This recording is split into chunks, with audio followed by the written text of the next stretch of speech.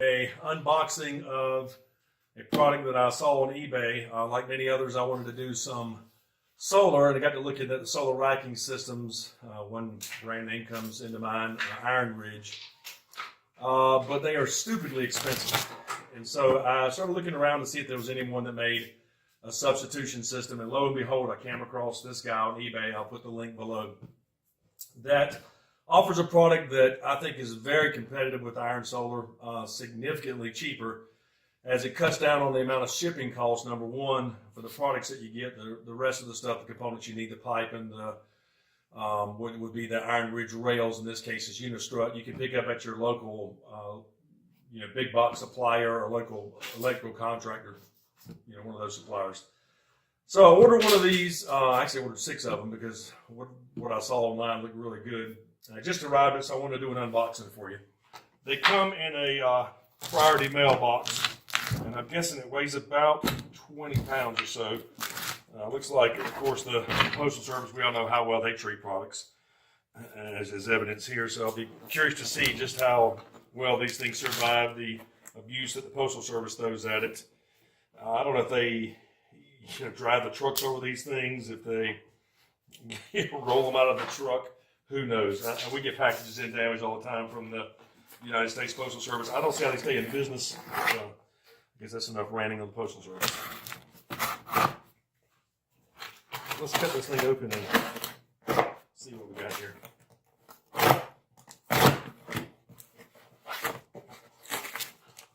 All right. There is some foam in here. Looks like it's the spray on the foam, kind of like the foam you get in a can. It's a very durable packing foam, so this means whatever's in here is probably protected pretty well. Good gracious.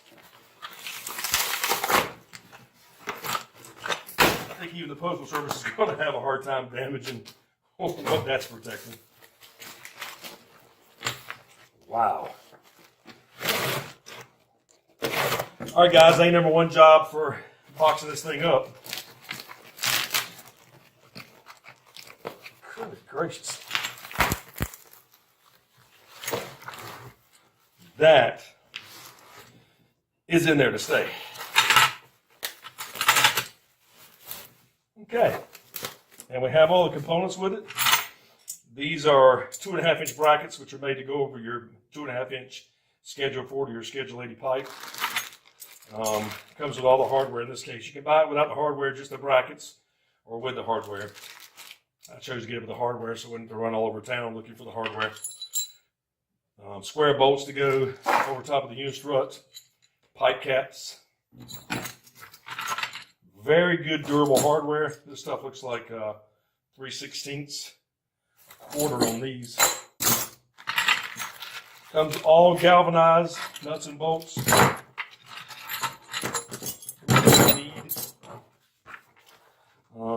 And 6-panel racking installation guidelines.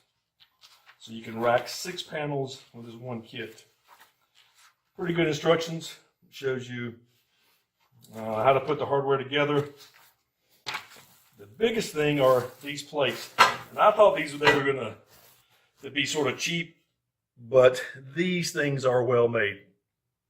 They got to be close to a 1/4 inch thick, if not more. They weigh about 10 pounds each. I believe these things could withstand a direct hurricane with the panels attached, and they're not going to bend. Very well made. So this goes on the pole. You set your angle to what you want. Unistrut mounts on top. And I'll link this to a video that actually shows you an installation, and we're going to make an installation video as well if I don't see a link. Overall, well packed, very, very durable steel, well worth the money. As of the time of this video, I think they're going for around $200 a kit on eBay, or you can get the brackets. I don't recall what they were, but I think they're like $50 or so. But check it out, see what you think. I believe it's a very, very well done product. The first thing we're going to do, thank you, Maggie. First thing we're going to do in installing the solar panels like these, of course, these will be in a different configuration. There will be 3 in landscape mode, So there'll be 18 panels total, I believe. 6 and 3, 6 across, 3 up. Same landscape mode. We're going to put those here. So what we did, calculated how many number of poles we need. I'm going to show you how to do that, I guess, in the link below. But these ended up being every 71 inches, I believe, or every 70 inches. That's what these turned out to be. So I took some string and I tied a knot everywhere that was 70 inches apart. And I just came along with some spray and marked all these holes. You can see that there's a standoff distance from this fence to where basically the first post will be. Is about 6 feet. Because I know that the panels will come over from that pole about 18 inches. And of course, as the sun tracks across from east to west in the morning, there'll be some shade that will hit these panels. So we're trying to minimize that. And that's why you see the offset here between these panels too. If you calculate the math, and I'll send you a link to how to do that too. But basically the spacing between the rows, in this case, worked out to be about 15 feet from where this panel is to where the first panel starts, the inner row spacing for our azimuth in this area, and the panel layout and the height, and all those other mathematical factors you got to calculate in. So once that spacing has been determined, we put our string out. Now we get the fabulous job of getting to dig post holes out. Can't wait. As you can see, my lab is going to be my faithful helper with the ball and the thrower, and I'm sure we'll worry the crap out of me through the entire process. Right, Maggie? You gonna worry me the whole time while I'm trying to work? All right, let's get busy. All right, got the lab out here. Maggie helping me, of course, as we're moving on to the next phase of putting up the solar panels with the kit that I got off of eBay. I'll post a link to that below. This is a continuing series. So what we're doing now, we've got the holes dug. There's 5 of these. They are, in our area, 4 foot deep and 2 foot across. So now I'm putting the poles up. What I've done to make it slightly easier is I sort of made a template, which was a 2x6, and I drilled a hole the same size of the pipe. This allowed me to put 2x4s up there that I can go down into stakes and then adjust it to be straight up and down, which I have not got yet, but I'll work on that in a minute. So this allows me to tilt this this way and that way until I get it perfectly level. That'll stay in place until the concrete trucks come and fill this up. You notice I've also welded a bar down here on top of the steel pole. That's just to keep the rotational force, keep it from rotating until the concrete sets. And that should be there for many years. So on we go. All right, gang, we got 3 of these things installed now. We got this one on the end, next one over, and of course one on the far end. So what I did was put a string over at the very far end so it barely touches that pole, and then wrapped it around the end pole. And that gave me a point of reference, so that I could attach these poles and line them up. So you can see the string is barely touching. I'll probably back it off about 1/16 of an inch just to make sure. And then these poles have been lined up so that they are in perfect alignment and perfectly level. This little contraption worked pretty good. This little idea of being able to set these up by myself to get them all level. So we've got 2 more to go. We'll drop the last 2 in, get those lined up. Everything should be good then to do the concrete pour. All right, next step in the project is to mount the brackets to the post. Finally got all these concreted in. It's about 20 bags of concrete per post, believe it or not. It's about 1,000 pounds of concrete per post. So 5,000 pounds collectively. Don't think we have to worry about the kiting effect taking this thing away. So the way these brackets are designed, you take the U-bolt, slide it into the piece of angle iron. Pretty simple process. And this bracket, especially made bracket, gets bolted, and then you just simply tilt it to whatever angle you want. In my case, I think we got to set it for about 25 degrees.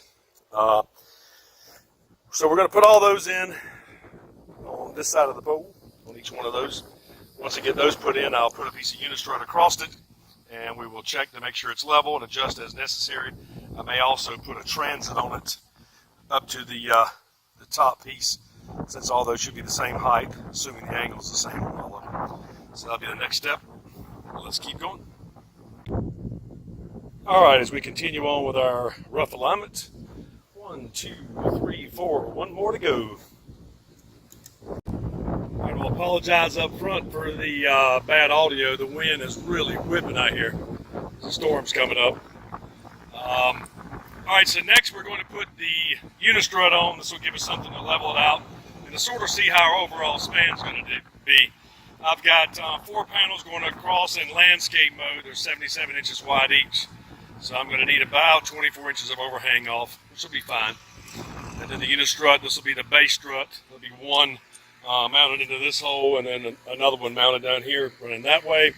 And then on top of that, we'll have members going this way. So I'll get those in and see what we got. We can level it out some. One of the things I'd like to mention that it's not clear in the instructions, or actually not mentioned at all.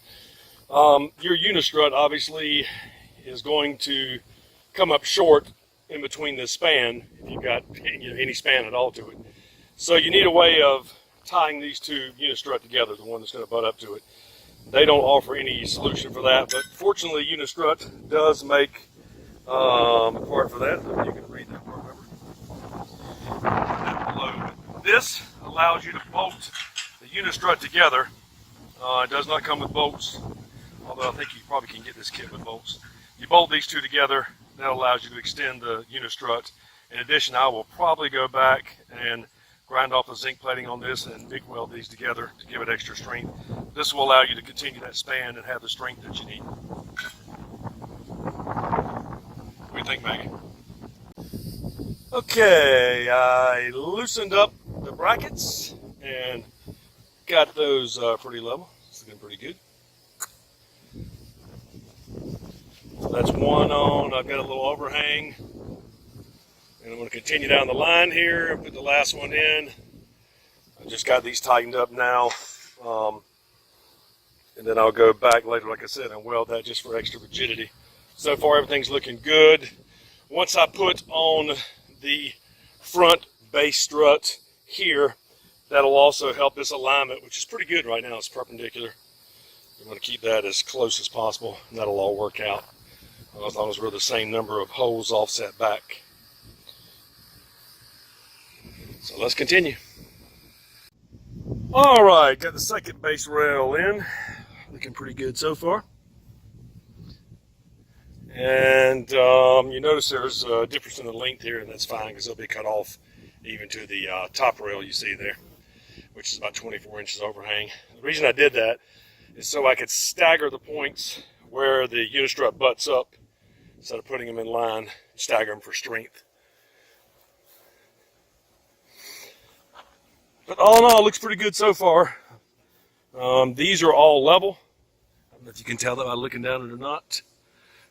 But yes, they are all level, and they're set to 25 degrees for my area. So next will be to put the top strut, which will run sort of perpendicular to those instead of parallel.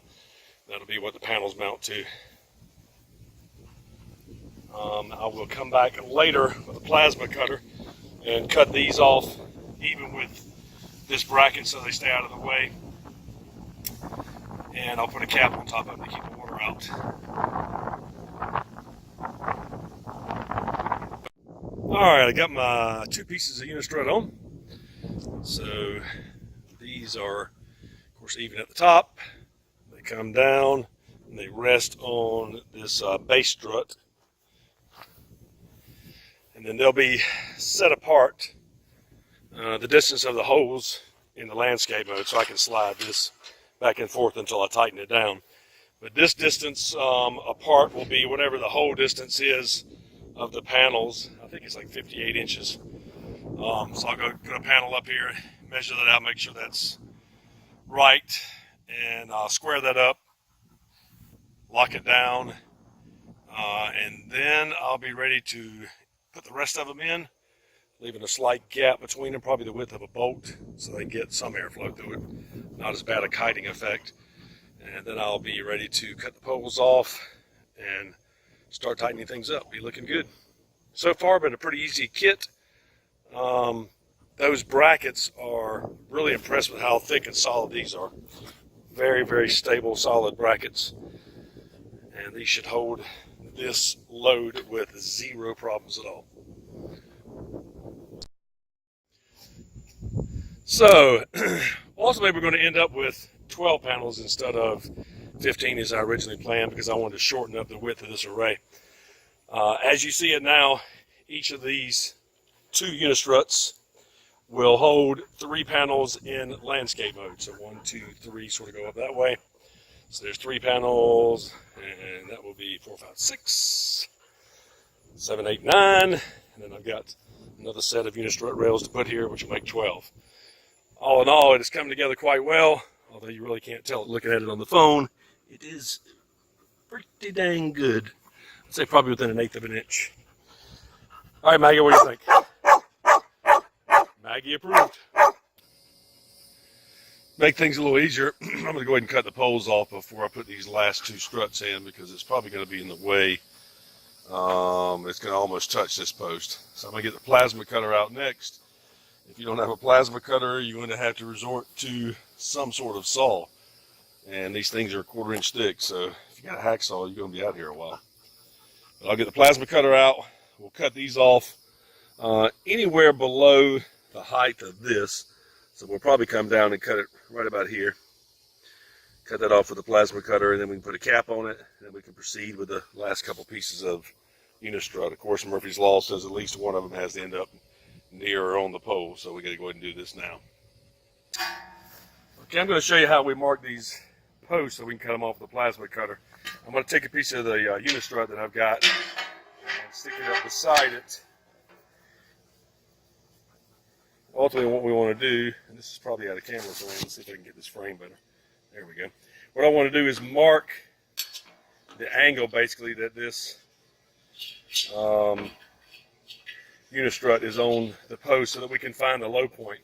Once we find the lowest point, we want to stay below that, because the panel will be resting up on top of the unistrut and below that line. So once we get that done, we'll come down with the square, find the low point. We can go down below that a little bit, and then we'll just carry this line around, and then I'll cut that off with a plasma cutter, and that will keep us below where the panel rests.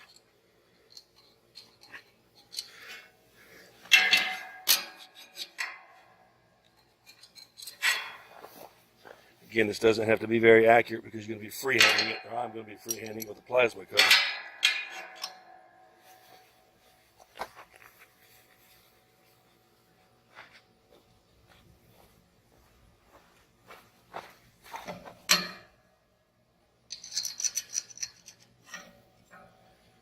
Actually came up pretty close. All right. Okay, in this segment we're going to show you how we're going to cut the post off so that it stays below the panels. Doesn't have to be a deadly accurate cut, but you do want to make sure you stay below this height. So take a scrap piece up here, and I'm just going to mark it so that we sort of have the high points. This is on the angle, and the low point.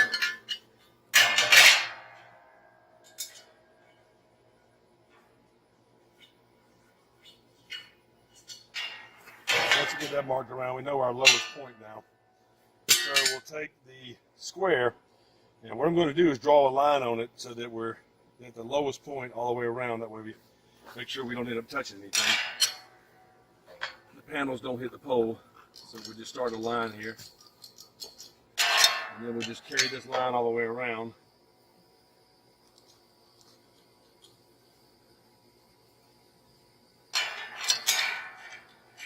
Again, thank goodness this does not have to be extremely accurate. We're going to cut it with a plasma cutter.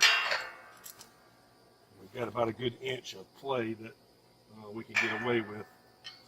And this one, of course, is the hardest one because it's right behind the pole.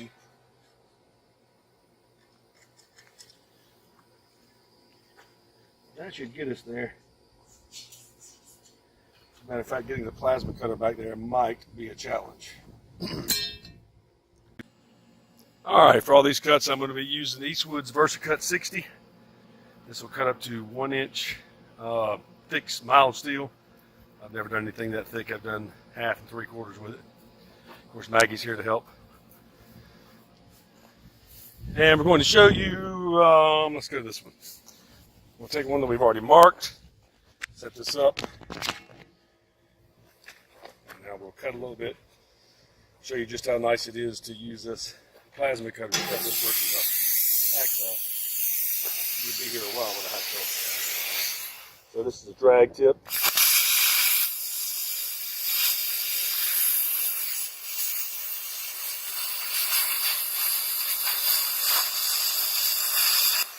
That is it. It is literally that easy.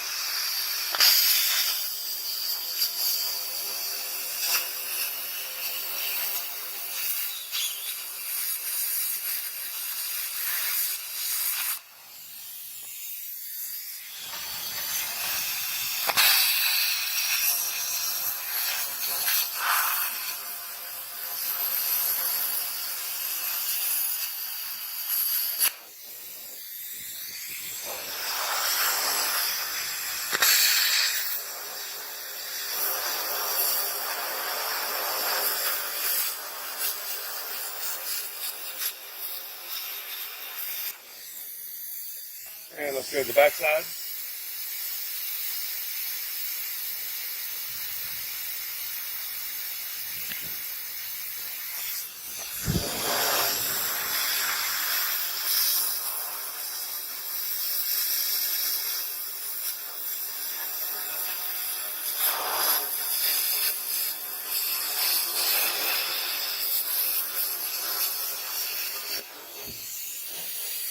And there we go. Cut. Again, it doesn't have to be pretty because there's going to be a cap on there that covers that. Fairly quick, smooth cut. And you can see that is some thick steel. That's all there is to it. Now we just have to go do that on the other remaining poles. I've got 1, 2, 3 of them cut. That's 4. We got 1 more to go. Alright, just to make things more interesting, I made a jig. Took a piece of wood, 2x6, cut a 3-inch hole in the top of it. And what I'm going to do is slide this down so that it's above this mark, plus the thickness or the width of the tip on the plasma cutter. And then I'll just rest the tool here. I'll be able to make a perfectly round cut, just in case you want to see how good you can make it look with a plasma cutter if you don't have a, if you got to do it freehanding. Because freehanding with a plasma cutter, as you can see, does not make a perfectly good cut, but it does make a cut, and quite quickly. And again, it's covered with a cap, so it doesn't matter. But I thought for fun, I'll just make this jig, just see what it looks like.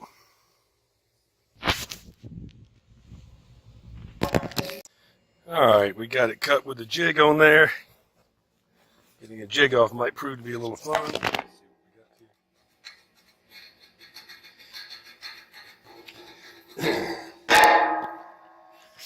And the cut is still not perfect. It probably is a little better than when I freehand it. Let's get that piece of trash off. Not a bad cut. Like again, better than cutting it by hand this way. Obviously not good as a saw blade, since we'll have it covered up. Doesn't matter, just want to get it cut in 2. Certainly fast. You can cut that with a plasma cutter in about 60 seconds. Okay, got all the brackets mounted. And got the caps put on, those rubber caps. All the poles cut off to the right length. So now we should be good to go ahead and start mounting the panels up. I'm going to do one final check to make sure that all of these are set to the right level. Looks like they are, but I'm going to check that one more time.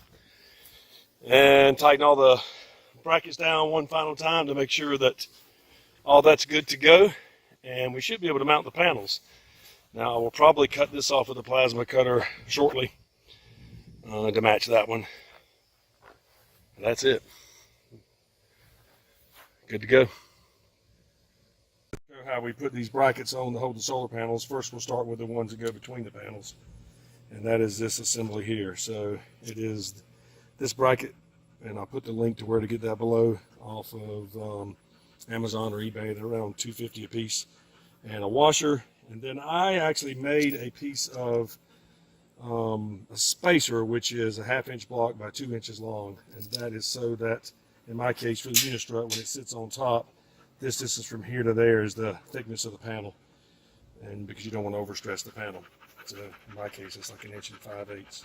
So let's show you how this goes together. The first thing you do is, what comes with the kit is this little spring-loaded nut of sorts, and you just put it down in the channel. You can see it's curved on 2 edges, and that allows you to simply put it in and twist it, and that locks it in place. So you can still, move it around. The little spring holds tension that keeps it up against the top of the unistrut, and then you put this piece in that I have cobbled together with a factory part, and just sort of tighten it up. Hand tight, doesn't have to be tight at all at this point because you can move it around some once you put the panel in. So now we can slide it. We'll put the panel up in there, slide it over, and tighten it up. And that is the bracket that goes between the 2 panels. For the lower assembly, we'll look at one of these. This is basically the same thing, just a different style bracket, but the same process. So the little spring-loaded nuts below it, and then we just put this bracket on and screwed it onto it, and then we tighten it up. And that allows the panel to sit here and not fall off the edge of the unistrut while we tighten everything down. That's it. Today we're putting the panels on. Of course, we got Maggie's help again. And we've got the little hold downs. We decided to use these versus what comes in the kit. This kit, they just give you a bolt. You have to crawl underneath and put it through the bottom of the frame. It is extremely cumbersome and impossible to do with one person. I would suggest a kit manufacturer look into getting these brackets. They are made for solar panels. They're based on the height of the panel. They allow you to take the same clipping mechanism with the spring that goes in the unistrut and attach to it. It's easy to adjust the panel left and right and up and down. They're about $2.50 a piece. Well worth the investment. So we're going to put these in. We've got one panel on so far, then put the next one up top and put the clamps between them, and then we'll continue on and we'll show you how that's done as we go forward.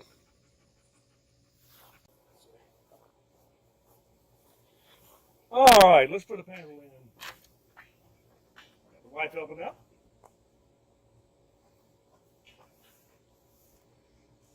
All you do is slide it down, the bottom will hit, and then we want to loosen these up.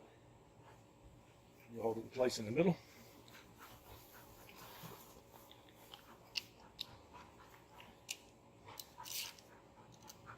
As we loosen this up, obviously we try to slide down. So there's also a hole in the center on the back, and I line it up by. Sometimes you can mark it, the hole I can feel with my fingers right there. So slide it to the right. Come on, some more. All right, right about there. And then for aesthetics, you can line these up, the bottom of the panels with each other. I'll also square these up, which will get them in place.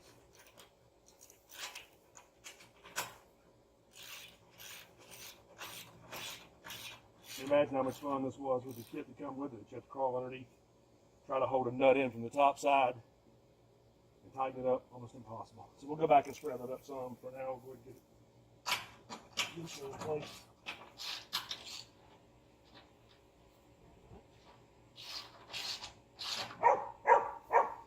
Maggie in the background barking for us. Now what I do is take a square, and I want to come off of this piece of unistrut and see if it's square here. In this case, it is dead on. If it were off, I could adjust the panel up or down on this end or that end to get it square. And these are off about 1/8 of an inch, so I'll slide this down 1/8 of an inch and line it up. Other than that, it is looking good. This gap between the panels, I'll check and make sure they're the same. making progress. So now we're just going to continue to lay the panels out, tighten them up. And because we've got a pool here temporarily till we move it, I'll go ahead and put these panels in next, and should be able to attach those from the side, from this side over here, and this side over here. And then we'll do the outside too, and we'll be good. You can see a little bit of unistrut, of course, is left out for the hold down bracket. Nothing from the side, and what it looks like from the back. Maggie, what do you think? You helping out today? Got your ball, life is good? Got the Maggie seal of approval.